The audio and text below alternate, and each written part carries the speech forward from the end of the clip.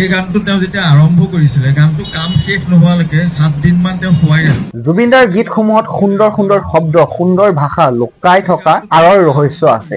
কাৰণ জুবিনদাই এটা গীতৰ বাবে কিমান যে কষ্ট কৰিছিল, গীতসমূহ সুন্দৰ কৰিবলৈ কিমান যে কষ্ট কৰিছিল, জুবিনদাৰ বাদ্যশিল্পী ৰাজাদাই আপোনালোকক সকলো কথা অৱগত কৰিব। গতিকে আপোনালোকে এই ভিডিঅ'টোত চাওকচোন, ৰাজাদাই সকলো কথা ক'ব যে জুবিনদাই গীতৰ বাবে কিমান কষ্ট কৰিছিল। জয় জুবিনদা, জয় আই অসম। আপোনালোকে এই ভিডিঅ'টোত চাওক। এতিয়া আমি অলপ আগতে শুনিলো এন্ধাৰ হ'ব নোৱাৰে গানটো। এই গানটো তেওঁ যেতিয়া আৰম্ভ কৰিছিলে গানটো কাম শেষ নোহোৱালৈকে 7 দিনমান তেওঁ শুৱাই নাছিলে। 7 দিন কণ্টিনিউ দিনে ৰাতিয়ে কাম কৰি গানটো কমপ্লিট কৰিছিলে। নিজৰ লিখা, নিজৰ সুৰ, নিজৰ মিউজিক। তেওঁ এটা গানত লিখিছিলে তোমাৰ এই অৱগুণ্ঠন বুলি। মই সুধিছোঁ অৱগুণ্ঠন মানে কি? কৈছে নাজানা নেকি? মই কৈছোঁ মই নাজানো। কৈছে তুমি অসমীয়া মিডিয়ামত পঢ়ে ন? বোলো কৈছে মই কিন্তু 4টামান মিডিয়ামত পঢ়া। অৱগুণ্ঠন মানে উৰণি, মাইকী মানুহৰ লোৱা উৰণি।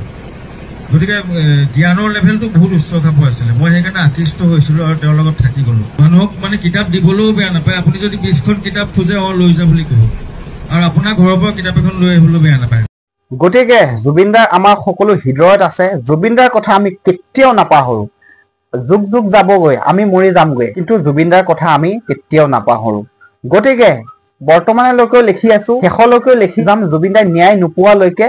জয় জুবিনদা, জয় আই অসম, জাষ্টিছ ফৰ জুবিন গাৰ্গ।